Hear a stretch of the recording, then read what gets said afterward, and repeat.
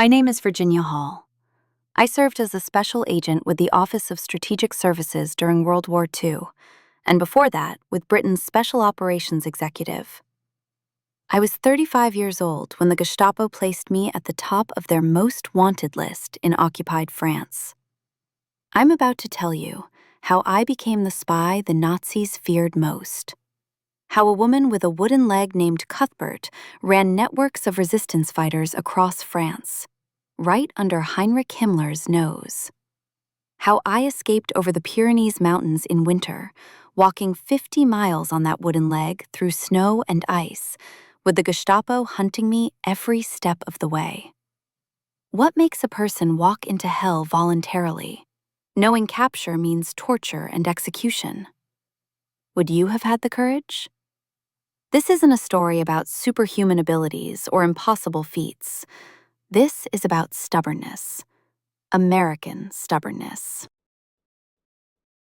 The refusal to accept that because you're a woman, or because you're disabled, or because the odds are impossible, you should just give up and go home. I never was very good at being told what I couldn't do. Now, let me tell you what really happened in the shadows of occupied France. I grew up in Baltimore, Maryland. My father ran a movie theater, and we lived comfortably, not wealthy, but secure. Middle-class America at its finest. I was the second of 4 children, and from the start, I was different. While my sister Barbara played with dolls, I climbed trees. While other girls took etiquette lessons, I learned to shoot. My mother despaired of me ever becoming a proper lady. She was right to worry. I had no interest in being proper. I wanted adventure. I wanted to matter. I wanted to see the world and do something important with my life. I studied languages, French, German, Italian. Spent time in Europe during my college years. Fell in love with France especially. Paris in the 1920s was magic. Art, culture, freedom.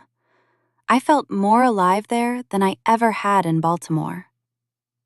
After graduating from Radcliffe and Barnard, I joined the State Department, 1931. I wanted to be a Foreign Service officer, a diplomat. I wanted to represent America abroad, to be part of something bigger than myself. I took the exam, passed it. They rejected me anyway. Women can't be Foreign Service officers, they said. It's not appropriate. You can be a clerk. A clerk. After all my education, all my language skills, all my qualifications, they wanted me to type letters and file papers because I was a woman. I took the clerk position. What choice did I have? But I burned with frustration. I was better qualified than half the men they promoted over me. I could outthink them, outwork them, outperform them. Didn't matter. Wrong anatomy. They sent me to Warsaw, then to Izmir, Turkey. I worked hard, proved myself repeatedly. And repeatedly, I was passed over for promotion. The message was clear. You'll never be more than a clerk. Go home, get married, have babies. That's what women do. Then came the accident that changed everything. December 19th, 1933. I was hunting birds in Turkey. Snipe hunting, one of my favorite pastimes. I'd been shooting since I was a girl, and I was good. That day, I was climbing over a fence with my shotgun. It caught on the wire. Discharged. The blast hit my left leg, just below the knee. I remember the sound, impossibly loud, the smell of gunpowder. Looking down and seeing my boot filling with blood, thinking very calmly, well, this is bad. They rushed me to a hospital, tried to save the leg. Couldn't. Gangrene set in. They amputated below the knee. I was 27 years old, and I'd lost my leg. Lying in that hospital bed, I had a choice. I could go home, accept defeat, become an invalid, let this accident define the rest of my life. That's what everyone expected. Or I could refuse to quit. I chose stubbornness. They fitted me with a wooden prosthetic, heavy, uncomfortable, painful. I named it Cuthbert, gave it personality, made it less of an enemy and more of an annoying companion. Learning to walk again was agony. Every step hurt. The stump would swell, blister, bleed. I'd grit my teeth and take another step. Physical therapy was torture, but I was determined. I would walk. I would run if necessary. I would not let this wooden leg beat me. 6 months later, I was back at work. I applied again for Foreign Service Officer status. With my experience, my languages, my proven abilities, surely now they'd accept me. They rejected me again. This time, the excuse was the leg. Disabled persons cannot serve as Foreign Service officers, they said. It's a physical position. You might need to evacuate quickly in an emergency. I wanted to scream. I could walk as well as any of them, better than some. But they'd made up their minds. Woman plus disability equals unemployable. 1939. War was coming. Everyone could see it. Hitler had taken Austria, Czechoslovakia. The world was holding its breath, waiting for the inevitable. I was in Paris, working at the American Embassy as, you guessed it, a clerk, typing reports about German troop movements that I could have written better than the diplomats filing them. September 1st, 1939. Germany invaded Poland. 2 days later, Britain and France declared war. World War II had begun. I volunteered immediately for war service. The State Department said no. Go home, Miss Hall. This isn't women's work. This certainly isn't work for a disabled woman. You'll be a liability. Go home. I didn't go home. I went to France instead, joined the French ambulance service, driving ambulances for wounded soldiers. If America wouldn't let me serve my country, I'd serve the fight against fascism anyway. I drove through bombed-out roads, under artillery fire, evacuating wounded men from aid stations to hospitals. The wooden leg made working the clutch difficult, but I managed. I always managed. May 1940. The Germans broke through the Maginot Line. France was collapsing. The Blitzkrieg rolled across the country like an unstoppable wave. In 6 weeks, France fell. The swastika flew over Paris. I barely escaped. Made it to England with thousands of other refugees, watching France burn behind us. The country I loved, occupied by Nazis. And I was safe in London, useless, watching it happen. That's when I heard about the Special Operations Executive. Britain had formed a new organization, the SOE, Special Operations Executive, Churchill's secret army. Their mission? Set Europe ablaze. They would train agents, drop them into occupied countries, organize resistance, commit sabotage, gather intelligence. Unconventional warfare, spy work. They were recruiting. Anyone brave enough, capable enough, committed enough. They needed French speakers especially. I walked into their office in Baker Street, a nondescript building, unmarked. Inside, serious men in civilian clothes assessed me with professional eyes. I speak fluent French, I told them. I know France intimately. I'm an American citizen, so technically neutral.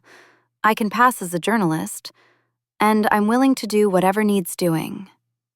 They looked at my leg. I knew what they were thinking. The leg isn't a problem, I said flatly. I can walk 12 miles without stopping. I can run if I need to. I can climb mountains. I've already proven it. What I can't do is sit in London while France suffers. Either train me and send me, or get out of my way and I'll go anyway. They hired me. The Special Operations Executive training was unlike anything I'd experienced. They didn't care that I was a woman. They didn't care about my leg. They cared whether I could do the job. Finally, someone judged me on my abilities, not my limitations. They sent me to their training facilities in Scotland, isolated estates in the Highlands, far from prying eyes. There, they taught us how to be spies, how to lie convincingly, how to create and maintain a cover identity, how to recognize surveillance, how to lose a tail, how to communicate in codes, how to use invisible ink, dead drops, and brush passes. They taught us sabotage, how to blow up a railroad track with minimal explosive, how to disable a vehicle silently, where to place charges for maximum effect. I learned about timers, detonators, and plastique explosive. Learned to build bombs from household materials. They taught us weapons, pistols, rifles, submachine guns. The British Sten gun, cheap, unreliable, but effective. The Welrod silent pistol. You could shoot a man in a crowded room, and nobody would hear. I'd been shooting since childhood, so this came naturally. My instructors were impressed with my accuracy. They taught us unarmed combat, how to kill a man with your bare hands, where to strike for maximum damage, how to break free from restraints. I worried the leg would be a liability here, but I adapted, used my upper body strength, learned techniques that didn't require perfect balance. If someone grabbed me, they'd regret it.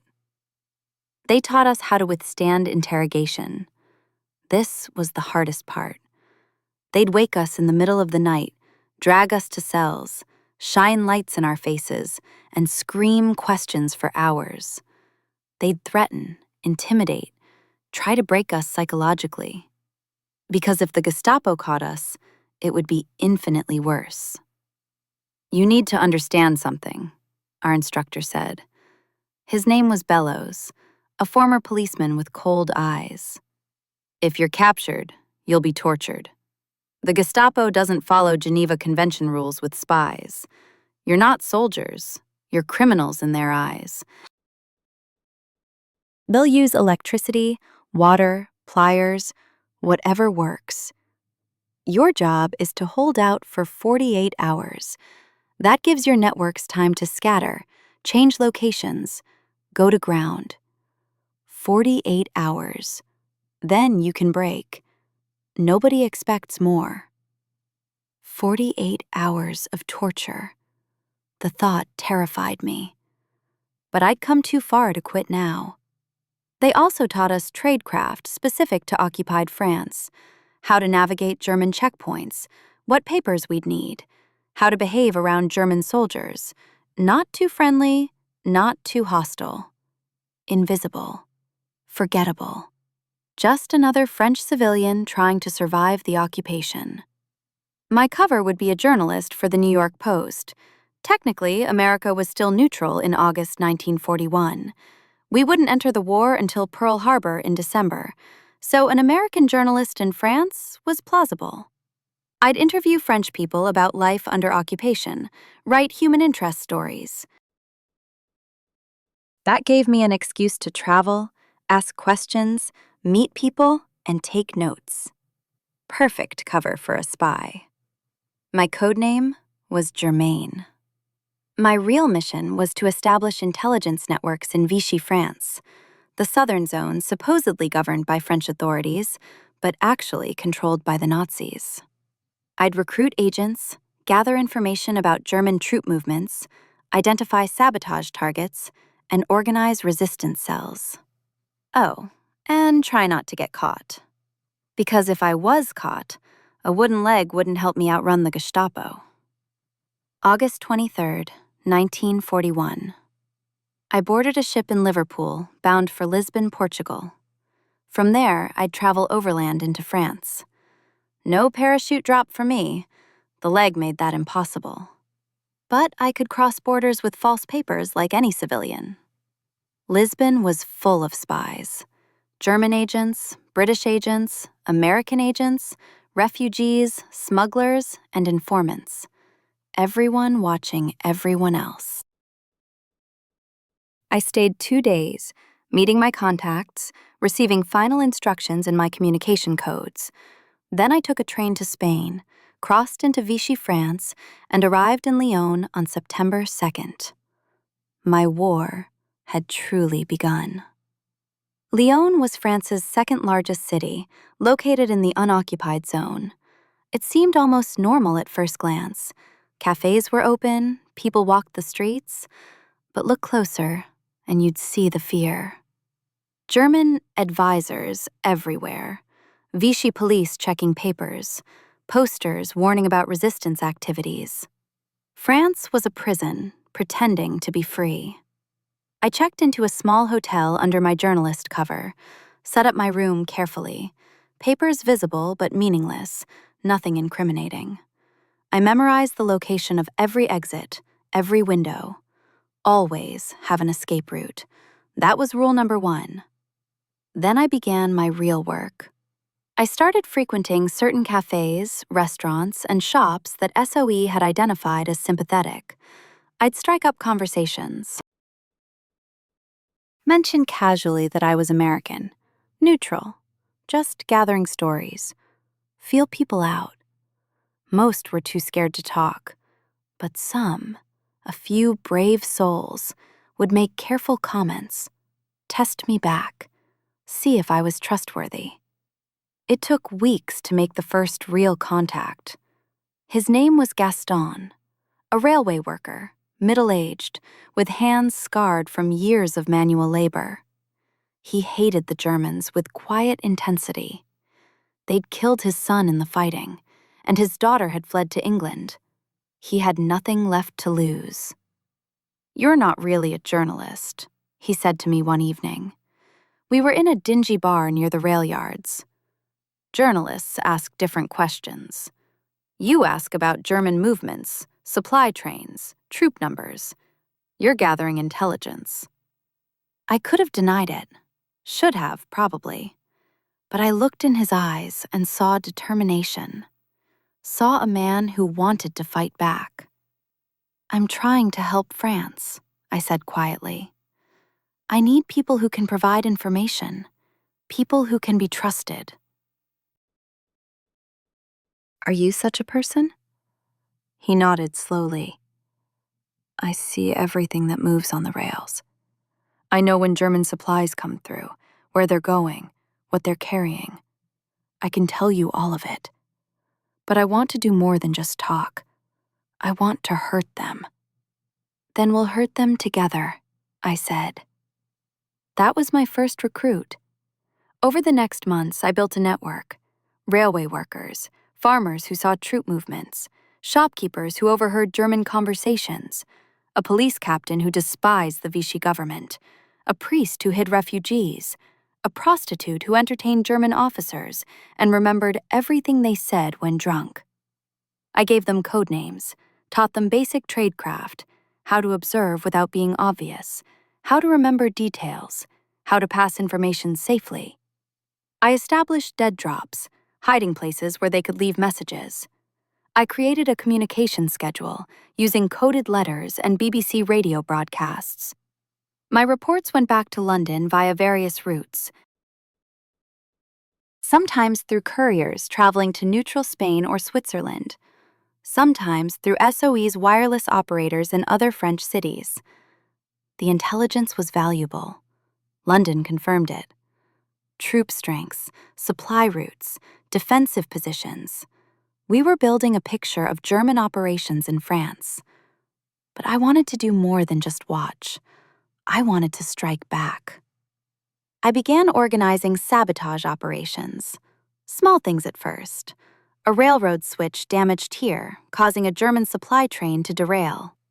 A fuel depot's drainage valve opened secretly, gallons of gasoline wasted. A bridge support weakened, not enough to collapse immediately, but enough to slow repair convoys when it eventually failed. Each successful operation built confidence. My network grew. By early 1942, I had dozens of active agents across central France. We were a thorn in the German side.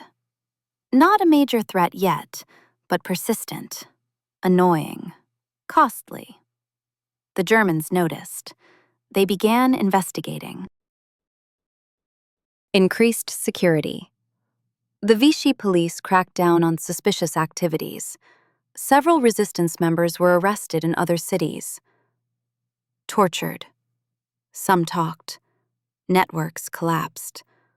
London sent warnings. Be careful. The Gestapo is hunting for British agents. They know someone is organizing resistance in Lyon. They're calling this person the Limping Lady. They'd noticed reports of an American woman with a limp who asked too many questions. They were hunting me specifically. They didn't know my name yet, didn't know what I looked like, but they knew I existed, and they were determined to catch me. By spring of 1942, my network stretched across central France. I had agents in Lyon, Vichy, Clermont-Ferrand, Limoges, and a dozen smaller towns. We'd conducted 43 sabotage operations, derailed trains, destroyed supplies, cut telephone lines, and provided London with intelligence that helped RAF bombing raids hit their targets. I was living multiple lives simultaneously. To the world, I was Virginia Hall, American journalist. I'd write articles, conduct interviews, maintain my cover. I rented an apartment in Lyon's Old Quarter, above a bakery that filled the street with the smell of fresh bread every morning. The baker, Monsieur Leclerc, was sympathetic, but not part of my network. Better that way. The fewer people who knew the truth, the safer everyone was. But secretly, I was Germaine, Marie, Brigitte, Camille. I used different names with different agents, keeping networks compartmentalized. If one cell was compromised, it couldn't bring down the others.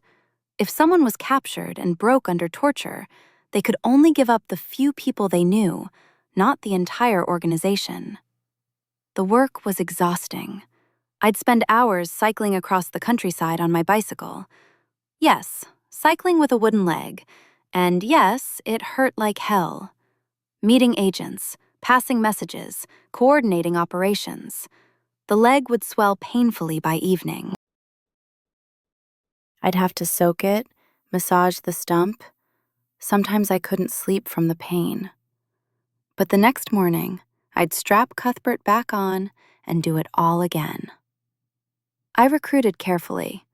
Not everyone who hated the Germans could be trusted with secret work. Some people were brave but careless. Some wanted to fight but couldn't keep secrets. Some were loyal but talked too much when drinking. I needed people who were brave, smart, and disciplined. Those were rare. One of my best recruits was a young man named Alain. 23 years old, a telecommunications technician. The Germans had forced him to maintain their communication lines. He hated it, hated helping the occupiers. But he realized his position gave him access and opportunity. I can do more than just report what I see, he told me during our first meeting. I can tap their phone lines, listen to their conversations. I know their communication codes, their frequencies. I can hear everything they say. That's incredibly dangerous, I said. If they catch you, they killed my fiancé, he interrupted. His voice was flat, emotionless, but his eyes burned. She was Jewish. They came for her family last month, loaded them onto trains. She tried to fight back. They shot her in the street like a dog. So yes, it's dangerous. I don't care. I want to hurt them. I understood that kind of pain, that kind of rage. It made people willing to take enormous risks. It also made them reckless. I needed his skills, but I needed him alive and uncaptured. You listen, I said. You report. You don't take unnecessary risks. You're more valuable to us gathering intelligence than you would be dead or in a Gestapo cell. Agreed? He agreed. Over the next months, Alain provided some of our most valuable intelligence. He'd intercept German communications, decode them, and pass the information through our network. We learned about planned raids before they happened. We warned people in time to escape. We identified collaborators and German agents. We stayed one step ahead because Alain could hear them coming. But the Gestapo was getting closer. Klaus Barbie arrived in Lyon in November 1942. The butcher of Lyon, though we didn't know that name yet. He was Gestapo, and his specialty was hunting resistance fighters. He was smart, ruthless, and patient. He'd study a network, identify its members methodically, and then strike suddenly, rolling up entire organizations in a single night. I first heard about him from my contact in the police, Captain Renard. We met in a church, one of the few places we could talk without fear of German surveillance. "There's a new Gestapo officer," Renard whispered. We were kneeling in a pew, pretending to pray. "Klaus Barbie. He's been tasked specifically with destroying the resistance in Lyon. He's brought a team with him. Experts in interrogation and counterintelligence." "Virginia, they're hunting for you, specifically. They know about the Limping Lady. They have descriptions, though not accurate ones. They're checking hotels, questioning informants, offering rewards for information." My blood ran cold. "How much time do I have?" "Weeks, maybe. Maybe less. They're thorough. Eventually, they'll find someone who's seen you, someone who'll talk. You should leave Lyon. Go somewhere they haven't penetrated yet." I considered it. The smart move would be to relocate, set up operations elsewhere. But my network was here. My people were here. If I left, could they continue without me? Some of them, yes, but others were still learning, still building confidence. If I disappeared, some operations would collapse. "I'll be more careful," I said, "but I'm not leaving yet." Renard looked at me with something like pity. "Your courage will get you killed." "Maybe," I said, "but fear would kill the resistance. I stay." I did become more careful. Changed apartments 3 times in 2 months. Never slept in the same place 2 nights running. Varied my routes, my schedules, my routines. Wore different clothes, different hairstyles. I even wore padding under my dress sometimes, changing my apparent weight and silhouette. And I practiced walking without a limp, agonizingly painful, but I could do it for short periods if I had to. December 7th, 1942, 1 year after Pearl Harbor. America was fully in the war now, which meant my cover as a neutral journalist was wearing thin. The Germans were starting to intern American citizens still in France. I'd have to leave the country soon, whether I wanted to or not. But first, we had one more operation. London wanted a German ammunition dump destroyed. It was located outside Lyon, heavily guarded, and contained thousands of artillery shells, bullets, and explosives. A successful sabotage would be a major blow to German operations in the region. The problem was access. The dump was surrounded by fences, guard towers, and patrols. Getting inside would be nearly impossible. Getting inside, planting explosives, and getting out alive? Even less likely. But I had an idea. One of my agents, Fabien, worked for a French company that supplied fresh produce to German installations. His delivery truck went inside the wire 3 times a week. The Germans checked his cargo, of course, but they'd grown complacent. Same driver, same truck, same routine for months. They'd search the produce crates, find vegetables, wave him through. "We'll build a false bottom in your truck bed," I explained to Fabian. "Hide plastique explosives underneath. You deliver your vegetables like always, but this time, you accidentally leave one crate behind. Inside that crate, under the potatoes, will be a bomb with a timer. You drive out before it detonates." Fabian was nervous. He had a wife and 3 children, but he also had courage. "How big an explosion?" "Big enough to ignite the ammunition. It'll look like an accident, spontaneous combustion maybe, or faulty German storage procedures. Nothing that points to sabotage." "When do we do this?" 3 days from now, December 10th. Can you be ready?" He nodded. "For France." "For France," I echoed. I spent the next 2 days building the bomb. SOE had trained me well. I used plastique from our hidden supply, a simple mechanical timer, and a chemical igniter. Nothing sophisticated. Sophistication meant more things that could go wrong. Simple and reliable was better. The morning of December 10th was cold and gray, light snow falling. Fabian loaded his truck with the produce crates, the bomb hidden in the false one.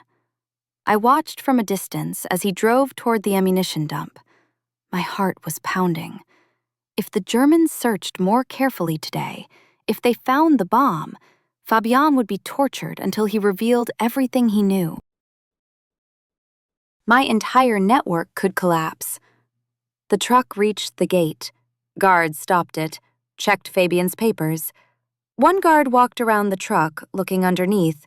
Another climbed into the back, opened crates, poked through vegetables. Minutes passed. Then they waved him through. Fabian drove into the compound, unloaded his crates, left the one with the bomb, accidentally, by a storage shed, partially hidden behind other supplies, then drove back out. The timer was set for 4 hours. That would give Fabian time to get far away and establish an alibi. It would also be during the middle of the workday, when maximum personnel were present. Not because I wanted to kill people, I didn't, but because chaos would be greater and investigation would be more difficult. I waited in my apartment, couldn't concentrate on anything, just watched the clock. 3 hours, 3.5, 4 hours. Then, in the distance, I heard it, a tremendous explosion, then another, then a whole series of them as the ammunition cooked off. The windows rattled. People ran into the streets, staring toward the pillar of black smoke rising in the distance. I allowed myself a small smile. We'd done it. Struck a real blow against the occupiers, destroyed supplies that would have been used to kill Allied soldiers. But celebrations were short-lived. 2 days later, Captain Renard brought devastating news. "The Gestapo is furious about the ammunition dump," he said. We were walking through a park, speaking quietly. "Barbie doesn't believe it was an accident. He's convinced it was sabotage. And he's right. He's ordered mass arrests. Anyone suspicious, anyone with connections to resistance, anyone who can't account for their whereabouts that day. He's rounding up hundreds of people." "Will they talk?" I asked. "Under torture? Eventually, yes. And Virginia, they're specifically looking for you now. They've connected multiple resistance activities to an American woman. They have informants actively searching. There's a price on your head. 10,000 francs for information leading to the capture of the Limping Lady." 10,000 francs. That was more than most French workers earned in a year. Someone would talk. Someone always talked when enough money was involved. "I need to leave France," I said. The admission felt like defeat, but survival required facing facts. I couldn't help anyone if I was in a Gestapo cell. "How?" Reynard asked. "The borders are closed. The Germans are watching all the ports, all the crossing points." Then I'll have to walk out, I said, over the Pyrenees Mountains, into Spain. He stared at me. Virginia, that's impossible. It's winter. The mountains are snow-covered. The passes are treacherous even for experienced climbers with 2 good legs. You'll freeze to death. I looked at him steadily. Do I have another choice? He had no answer. I had 1 week to prepare. 1 week to arrange my escape, tie up loose ends, and say goodbye to the network I'd spent 16 months building. The hardest part was telling my agents. I called emergency meetings with my key people, Gaston, Alain, Fabien, and a few others I trusted completely. We met in safe houses, one at a time, never together. Security couldn't slip now. I have to leave France, I told each of them. The Gestapo is too close. If I stay, I'll be captured, and under torture, I might compromise all of you. I won't risk that. Their reactions varied. Some understood immediately. Others felt abandoned. Gaston, my first recruit, took it hardest. Who will coordinate us? He asked. His voice was rough with emotion. Who will get us our supplies, our orders from London? You will, I said. You've learned everything I can teach you. You know tradecraft. You know how to communicate with London through the radio operators. You know which operations are worth the risk and which aren't. You're ready to lead. I'm a railway worker, he protested. Not a spy, not a commander. Neither was I replied. I was a clerk, a rejected clerk with 1 leg. But I learned. So did you. Gaston, you're one of the bravest men I've ever known. You can do this. You must do this. France needs you. He nodded slowly, accepting the burden I was placing on him. Where will you go? Better you don't know. If the Gestapo takes you, you can't reveal what you don't know. I gave him final instructions, contact protocols with London, emergency procedures if the network was compromised, the locations of our hidden supply caches, weapons, explosives, money, everything he'd need to continue the fight without me. We'll make them pay, Gaston promised. Every German in France will curse the day they invaded. This, I swear to you. I know you will, I said. Vive la France. Vive la France, he echoed. I had similar conversations with the others. Passed on knowledge, authority, and responsibility. Built redundancies so if one leader fell, others could step up. The network would survive my departure. It had to. Then I prepared for the journey itself. The Pyrenees Mountains stretch along the border between France and Spain, peaks reaching over 10,000 feet, covered in snow from November through March. The passes were treacherous. People died attempting the crossing every year, even experienced mountaineers with proper equipment and 2 functioning legs. I would be crossing in winter, with a wooden leg, pursued by the Gestapo, with minimal supplies. The odds of survival were not good. But the alternative was certain capture, torture, and execution. I'd take my chances with the mountains. I connected with an escape network that specialized in getting refugees and downed Allied airmen out of France. They operated a route over the Pyrenees, using local guides who knew the mountains intimately. It was expensive and dangerous, but it worked. Most of the time. The guide's name was Raoul, a Basque shepherd in his 50s, weathered and lean, who'd crossed these mountains hundreds of times. He looked at my leg with obvious skepticism when we met. You cannot make this journey, he said bluntly in French. The mountains will kill you. Find another way. There is no other way, I replied. I go with you or I go alone. Your choice. He studied me for a long moment. You understand what you're asking? 50 miles through snow and ice. mountain passes at 8,000 feet elevation, temperatures below freezing, winds that can knock a man off his feet, cliffs where one wrong step means death, and the Spanish border guards shoot smugglers on sight. This is not a pleasant walk through the countryside. I understand perfectly. Can you get me across or not? He sighed. American stubbornness. Yes, I can get you across, if you can keep up. But I will not slow down for anyone. If you cannot maintain the pace, I leave you behind. The mountains care nothing for courage. They kill the brave and the coward equally. I'll keep up, I promised. We left on November 15th, 1942. There was a group of us, myself, 3 RAF pilots whose planes had been shot down over France, a Belgian resistance fighter fleeing arrest, and a Jewish family with 2 small children trying to reach safety in Spain. 9 people, plus Raoul. We started from a farm near the village of Perpignan in the foothills. The farmer was part of the escape network, sympathetic and discreet. We left at dusk, walking cross-country to avoid roads and checkpoints. The plan was to reach the high mountains by dawn, then cross during daylight when we could see the path. The first few hours weren't too bad. Rolling hills, forest paths, nothing too demanding. Cuthbert and I managed fine.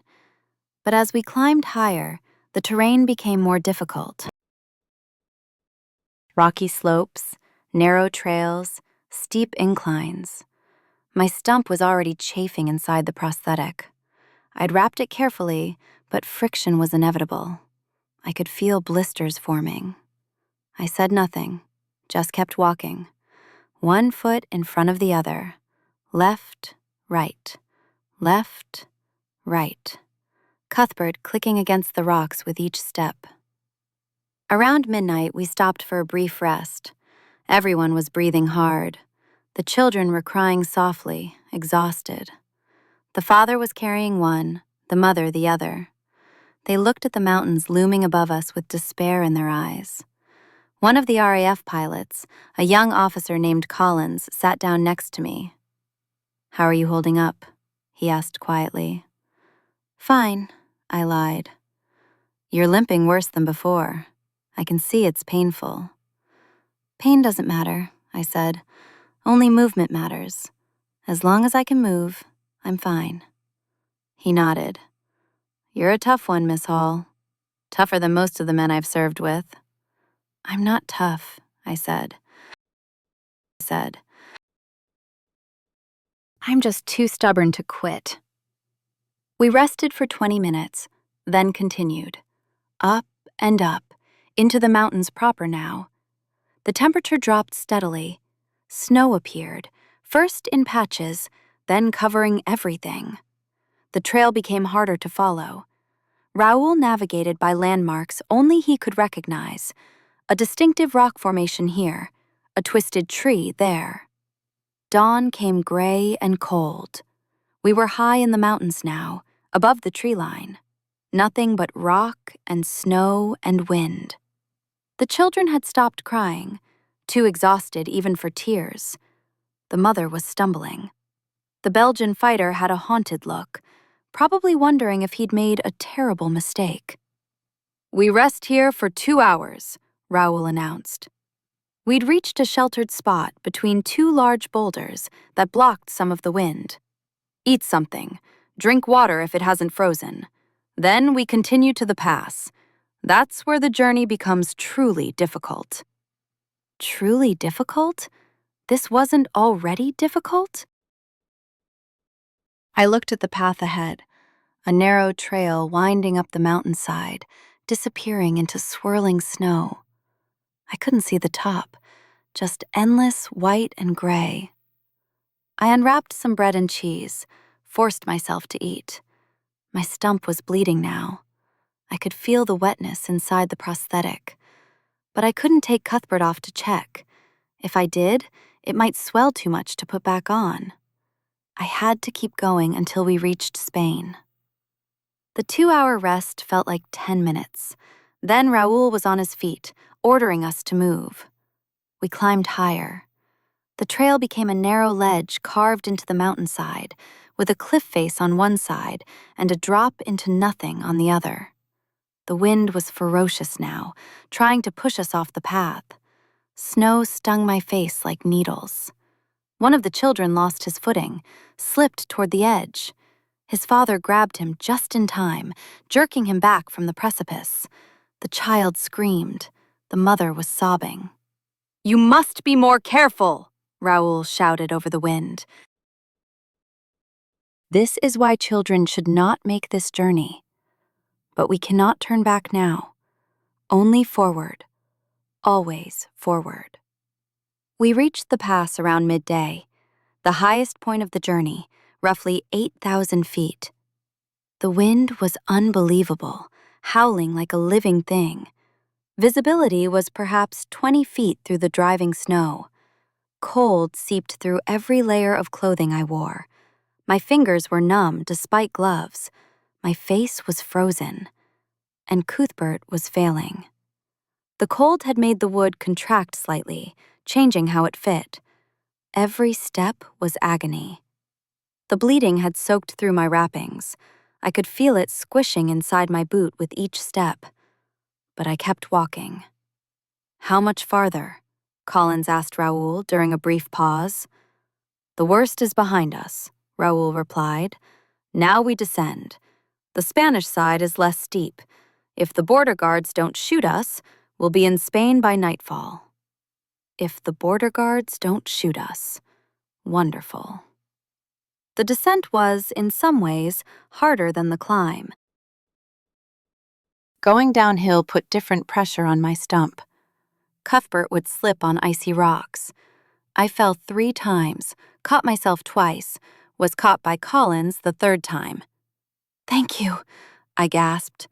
"Can't let our American spy die in the mountains," he said with a strange smile. "Wouldn't be proper." Around 4 in the afternoon, we crossed into Spain. No dramatic border marker, no sign. Just Raoul saying, "We're across. Spanish territory now." The relief was overwhelming. We'd made it. 50 miles through winter mountains, and we'd actually made it. The Jewish family was crying with joy. The Belgian fighter collapsed to his knees. The RAF pilots were laughing, slapping each other on the back.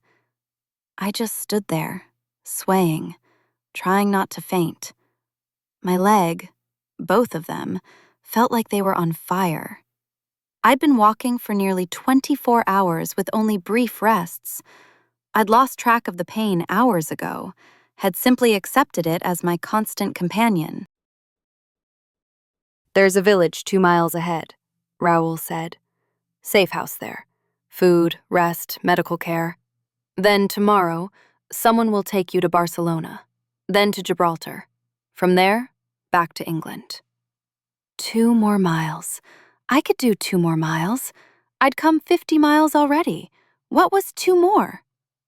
We reached the village as dusk fell. A small stone house, smoke rising from its chimney. An elderly Spanish couple who asked no questions, just ushered us inside, sat us by the fire, brought soup and bread. I finally removed Cuthbert. My stump was a mess, blistered, bleeding, swollen to twice its normal size. The wrappings were soaked red. The Spanish woman gasped when she saw it, then set to work cleaning and bandaging it with gentle efficiency. "You should not have walked so far," she said in Spanish. "This wound is very serious. You need a doctor." "Tomorrow," I said. "Tonight, I just need sleep." They gave us beds, real beds with clean sheets and warm blankets. I lay down and was unconscious within seconds. I woke 16 hours later. The sun was high. My leg was professionally bandaged. A doctor had come while I slept. The swelling had gone down slightly, though it would be days before I could wear the prosthetic again. Collins came to check on me. "The guides are arranging transportation to Barcelona," he said. There's a British consul there who'll help us get to Gibraltar. Should be back in England within a week. What will you do? I asked. Back to flying? If they'll have me. Probably. Can't let the Jerrys think they've scared us off. What about you? Back to France, I said. He stared at me. You're joking. You just escaped. You barely survived crossing the mountains. The Gestapo has your description and a price on your head. And you want to go back? My work isn't finished, I said simply. I have networks to rebuild, operations to coordinate. The fight continues. You're either the bravest person I've ever met, Collins said, or the most insane. Probably both, I admitted. 10 days later, I was in London, reporting to SOE headquarters. They listened to my account of 16 months in France, the networks established, the operations conducted, the intelligence gathered. They were impressed, but also concerned. The Gestapo knows about you now, my handler said. Your cover as a journalist is blown. You can't go back as Virginia Hall. Then I'll go back as someone else, I said. Virginia, perhaps it's time to consider other ways to serve. Training new agents, working in analysis. You've done more than anyone could ask. With respect, sir, I didn't ask permission to be told what I could or couldn't do. I don't need protecting. I need to get back to France. My people are there. The fight is there. So that's where I need to be. He sighed. You're impossibly stubborn. Yes, sir. It's my best quality. The special operations executive wouldn't send me back. Too risky, they said. The Gestapo knew too much. I'd be captured within days. Better to use my experience training new agents, planning operations from London. Safe. Sensible. Boring. I didn't come this far to sit behind a desk. So I went to the Americans. The Office of Strategic Services, the OSS, had been formed in June 1942 as America's first centralized intelligence agency. Wild Bill Donovan ran it, and he had a reputation for taking risks, for valuing results over procedure. If anyone would send me back to France, it would be the OSS.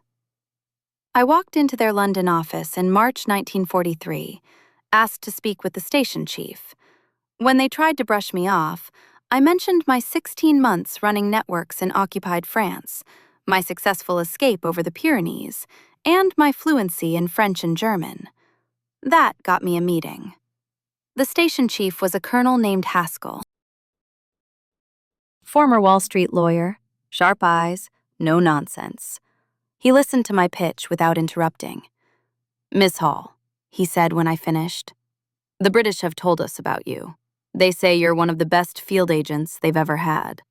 They also say you're wanted by the Gestapo, your cover is blown, and sending you back to France would be suicide. The British are conservative, I replied. They think in terms of limitations. I think in terms of possibilities. Yes, I can't go back as an American journalist, but I can go back as someone else entirely. Different identity, different cover, different region of France. The Gestapo is looking for Virginia Hall.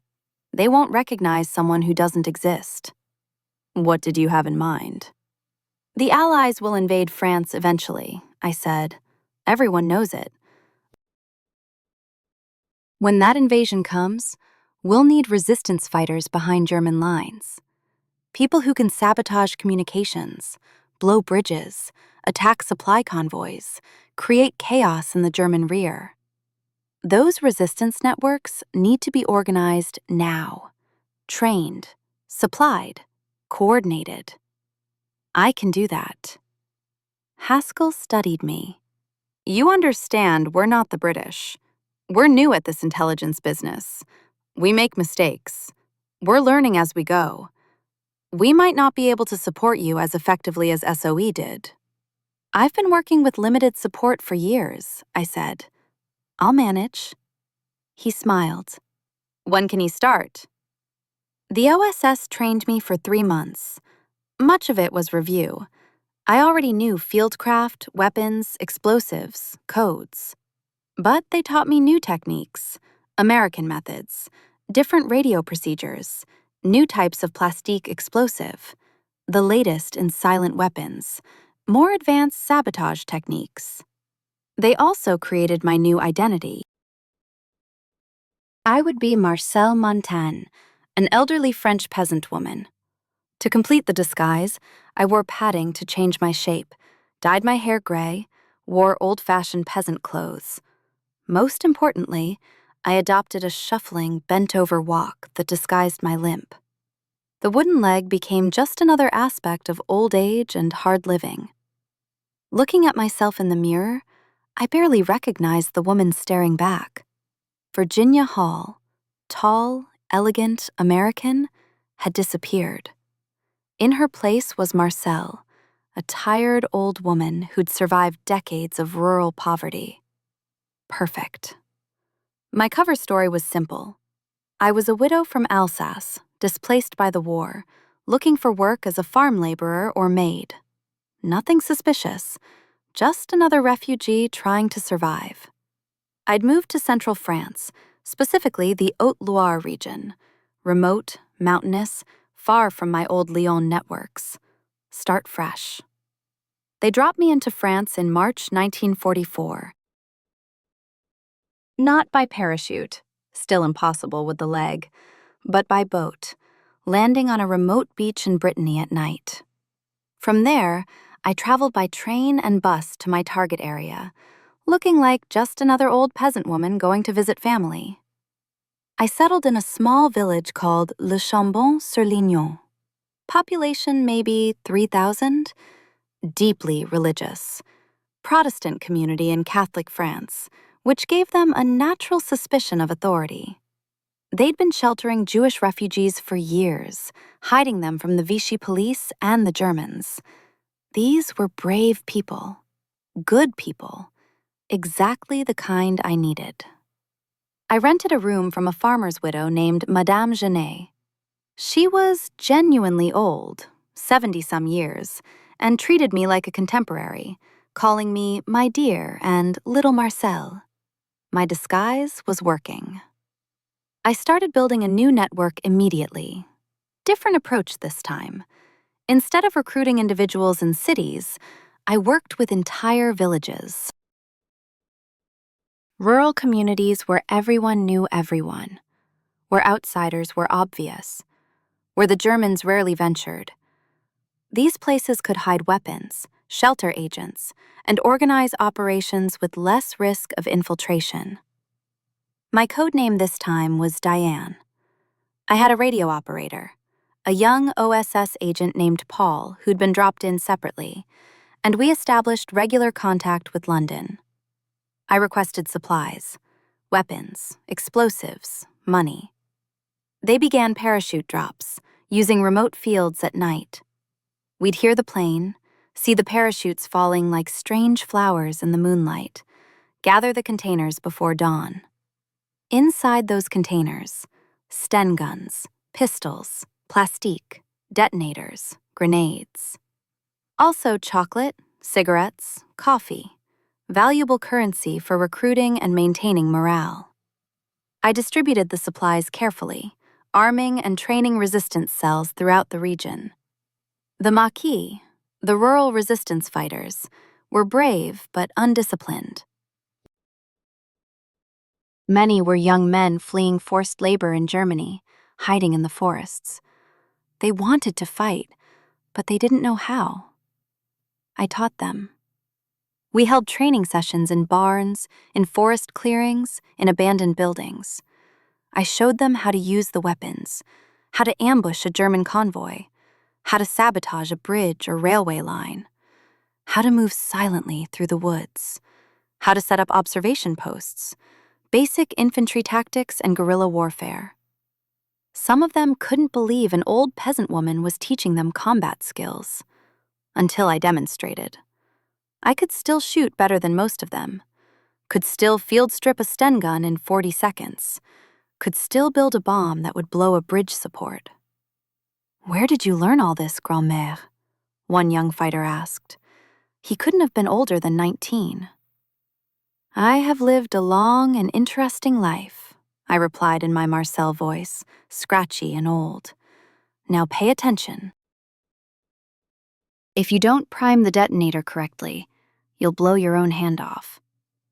By June 1944, I had over 1,500 fighters organized across the Haute-Loire region. 1,500 men and women, armed and trained, waiting for orders, waiting for the invasion. June 6, 1944, D-Day. Allied forces landed in Normandy. The invasion had begun. London sent urgent messages. Execute all planned operations, maximum chaos, keep the Germans confused, prevent reinforcements from reaching Normandy. This was it. Everything we'd prepared for. I activated every cell simultaneously. Across central France, the resistance rose up. We blew railways, over a dozen lines cut in a single night. We ambushed German supply convoys. We cut telephone lines. We destroyed bridges. We attacked isolated German outposts. The Germans were caught between Allied armies advancing from Normandy and resistance fighters harassing them from behind. They couldn't move reinforcements effectively, couldn't communicate reliably, couldn't secure their supply lines. We made their lives hell. One operation stands out in my memory, a crucial railway bridge near Le Puy. The Germans used it to move troops and supplies. If we could destroy it, we'd disrupt their entire logistical network in the region. The problem was, the bridge was heavily guarded. The Germans knew its importance. They had guards at both ends, machine gun positions, regular patrols. A direct assault would be suicide. I planned something different. We recruited a German-speaking Frenchman who could pass for German, dressed him in a captured German uniform. At 3 a.m, he walked up to the guard post at the bridge's south end. "Emergency!" he shouted in German. "Partisan attack on the north end! Reinforcements needed immediately!" The Germans at the south end, about a dozen men, grabbed their weapons and ran toward the north end to help their comrades,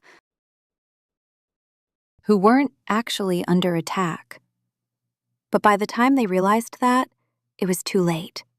My team had already planted explosives on the bridge supports. We used timer detonators, giving us 10 minutes to escape. We melted back into the darkness, into the woods.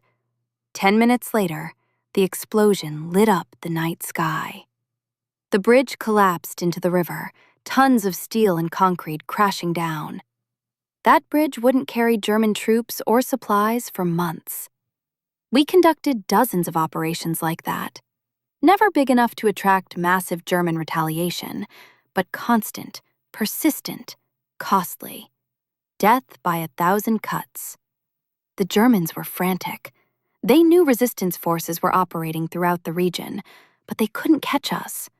We had the support of the local population.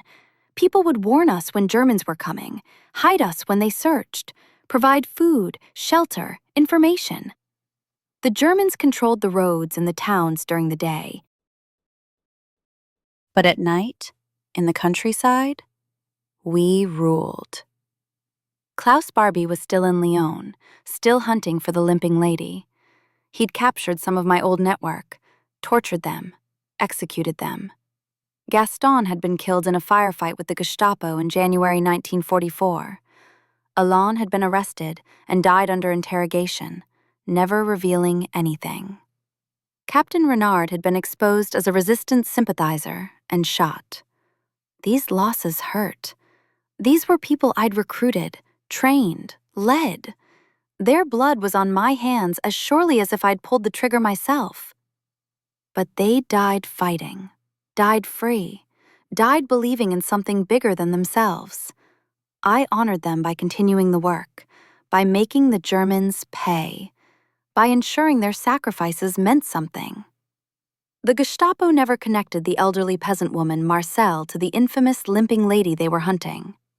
I'd walk right past German soldiers sometimes, bent over, shuffling, just another old woman beneath notice. They'd never look twice. The best disguise isn't making yourself invisible. It's making yourself forgettable. August 1944. The Allies broke out of Normandy. American and French forces were racing across France. The Germans were in full retreat. The liberation was coming. My resistance fighters became more aggressive. We stopped being cautious, attacked German columns in broad daylight, liberated small towns before the Allies arrived, executed collaborators who'd betrayed their countrymen. It was brutal. It was necessary. War is brutal. September 7th, 1944. American troops reached Le Chambon. I watched them roll into town. Sherman tanks, half-tracks, jeeps, soldiers in olive-drab uniforms.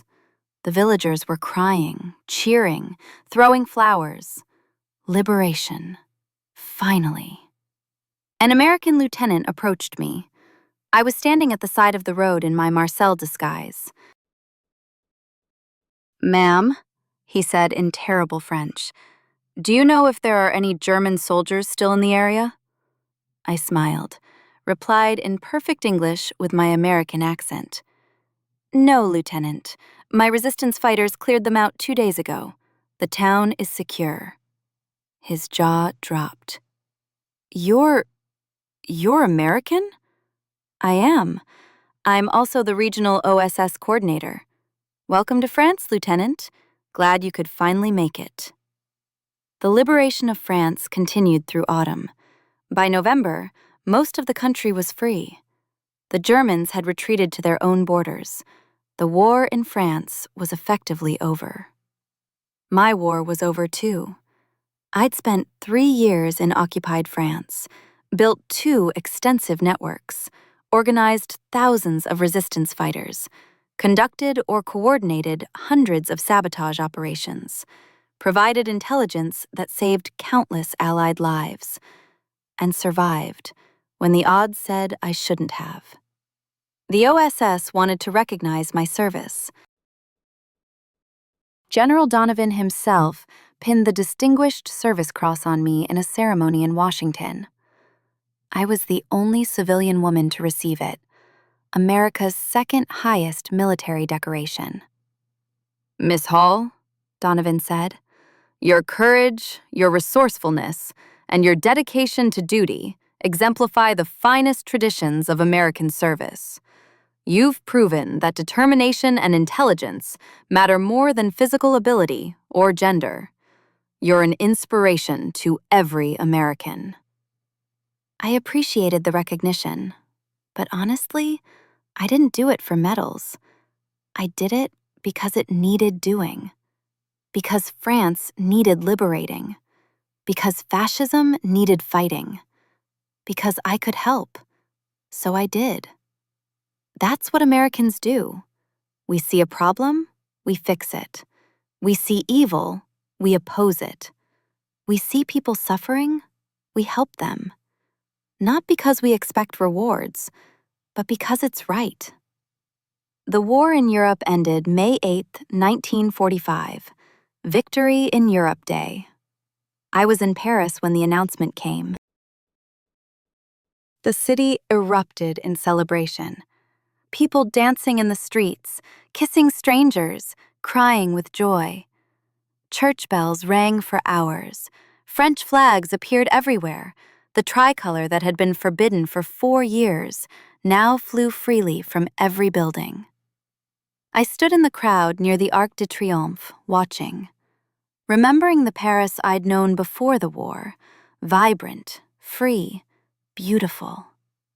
Then remembering the Paris under occupation, gray, fearful, oppressed. Now it was free again. Millions had died to make this moment possible. The celebration was earned, but I felt oddly detached. For 4 years, I'd lived in constant danger. Every day could have been my last. Every knock on the door might be the Gestapo. Every stranger might be an informant. I'd grown accustomed to that existence, to living on the edge of a knife. Now, suddenly, it was over. No more danger. No more mission. Just peace. I didn't know what to do with peace. The French government wanted to recognize my service. They offered me the Croix de Guerre, their highest military honor. I declined. I'd operated in secret for years. Publicity felt wrong. I also didn't want my face and name widely distributed. Old habits from the intelligence world. Stay invisible. Stay forgettable. The British gave me the Member of the British Empire Medal for my SOE service. I accepted that quietly, at a small ceremony with no press. Just a few SOE officers who understood what I'd done, what I'd risked. But the recognition I valued most came from my former resistance fighters. Letters arrived from across France, from people I'd worked with, trained, led. They told me about their lives now, how they were rebuilding, how they'd never forget what we accomplished together, how they told their children about the American woman with one leg who taught them to fight.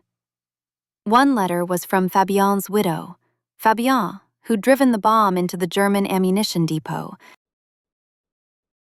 He'd survived the war, she wrote, only to die in a farming accident in 1946.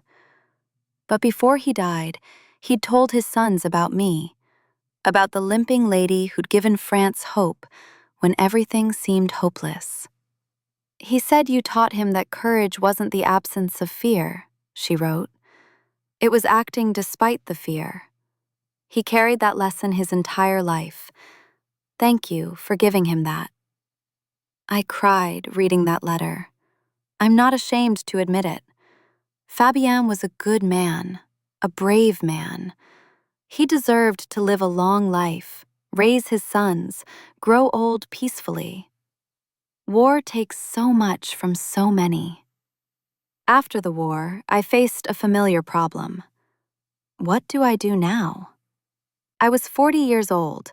I'd spent my entire adult life in intelligence work. I had no family, never married, no children. My skills were espionage, sabotage, and guerrilla warfare. Not exactly marketable in peacetime. The State Department still wouldn't hire me as a Foreign Service officer. Same old excuses. Woman, disabled. Not appropriate.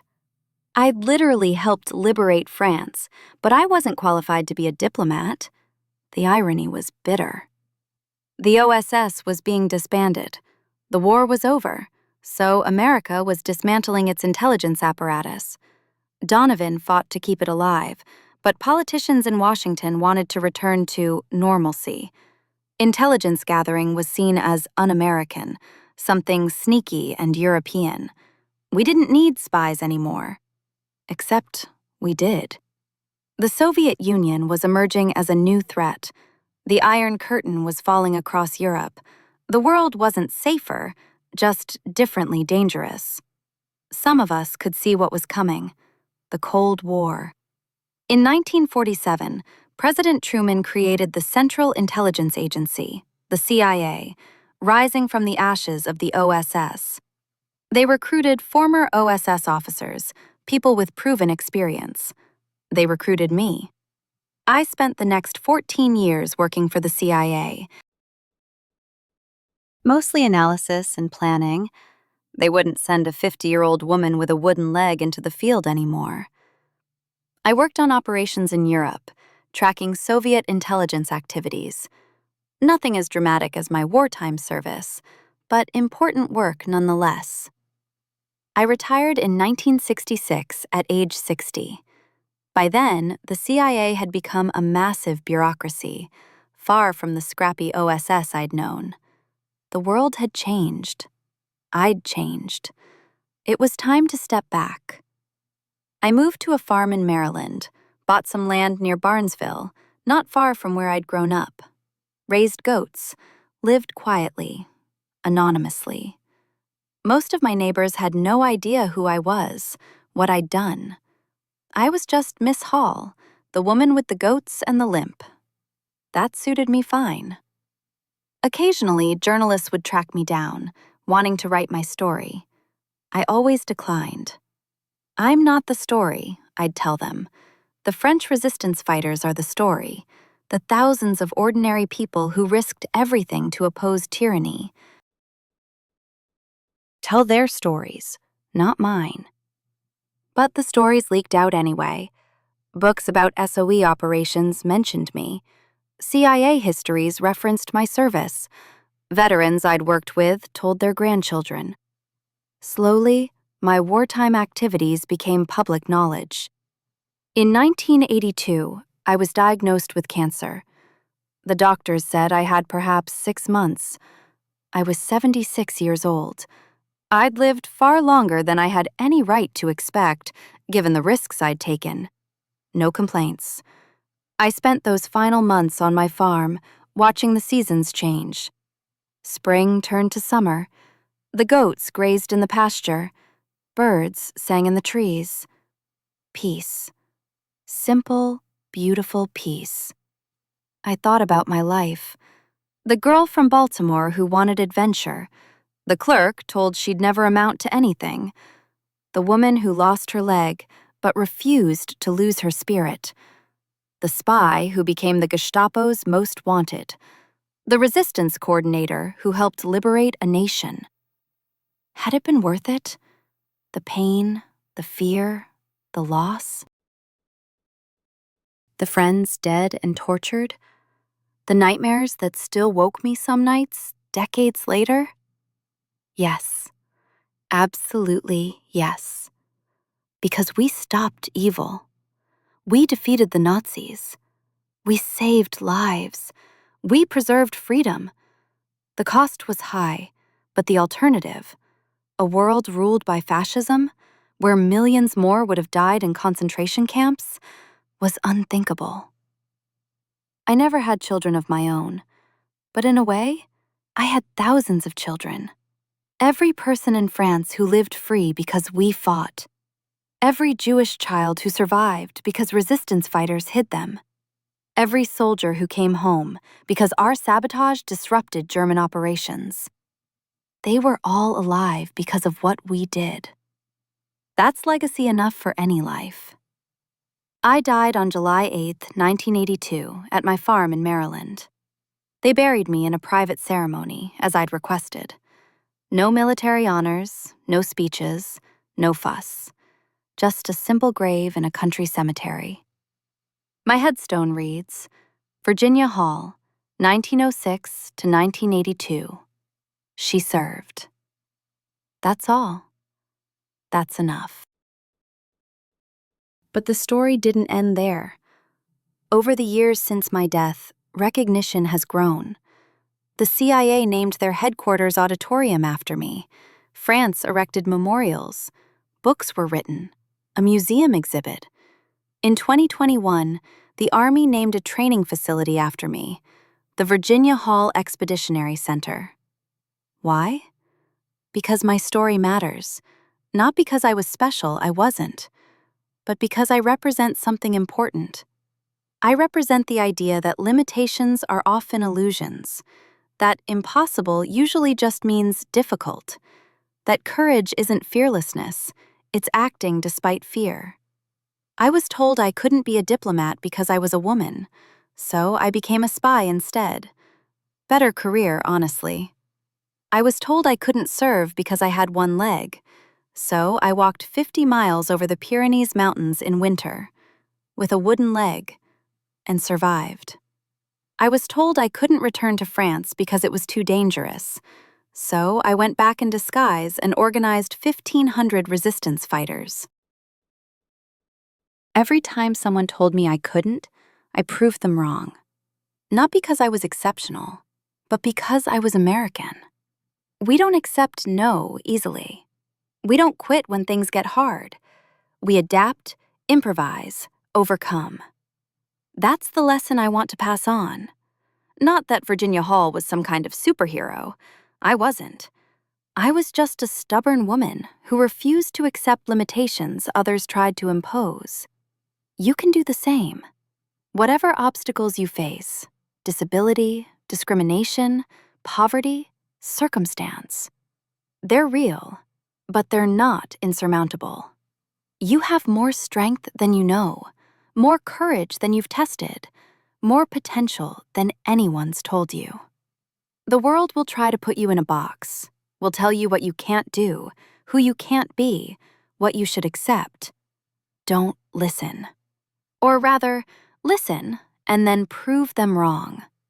Be stubborn, be determined, be unwilling to quit, and be willing to serve something bigger than yourself.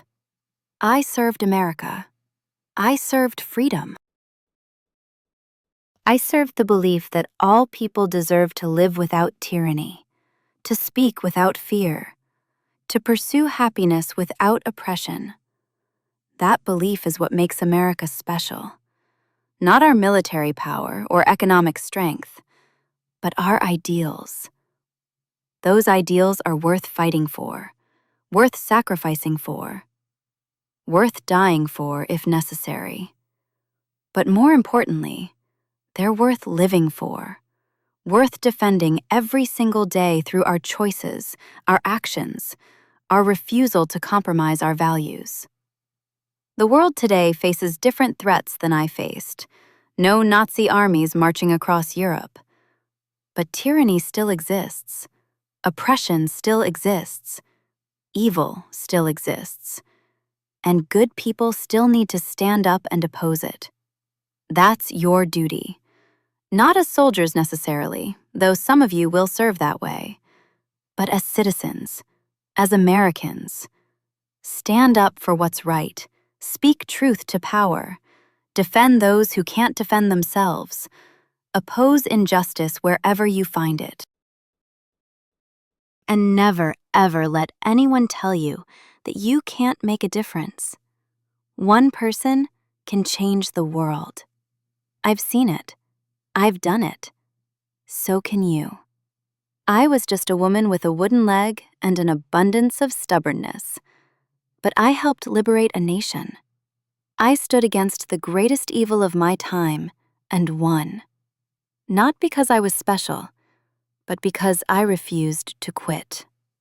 You have that same refusal inside you, that same stubborn determination, that same American spirit that says, "Watch me," when someone says, "You can't." Use it. The world needs you. America needs you. Freedom needs people willing to fight for it, defend it, preserve it for the next generation. I fought my war. I did my duty. Now it's your turn. Whatever your battlefield, whether it's literal military service, fighting injustice at home, standing up to discrimination, helping those in need, or simply living a life of integrity and courage, fight it well. Fight it bravely. Fight it stubbornly. And remember, impossible just means it hasn't been done yet, by someone stubborn enough to try. I was Virginia Hall. I served as a spy for the SOE and OSS during World War II. The Gestapo called me the most dangerous Allied agent in France. They never caught me. I survived the war, lived a long life, and died peacefully on my farm, surrounded by goats and memories. But more importantly, I was an American, and I proved that Americans don't quit. We don't surrender. We don't accept limitations. We stand up, we fight back, and we win. That's who we are. That's who you are. Don't ever forget it. Live free. Live courageously. Live American. God bless you all. And God bless the United States of America. Thank you for listening to my story. Please subscribe to this channel and share these stories with others. The lessons of World War II must not be forgotten. The sacrifices must be remembered. The courage must inspire future generations.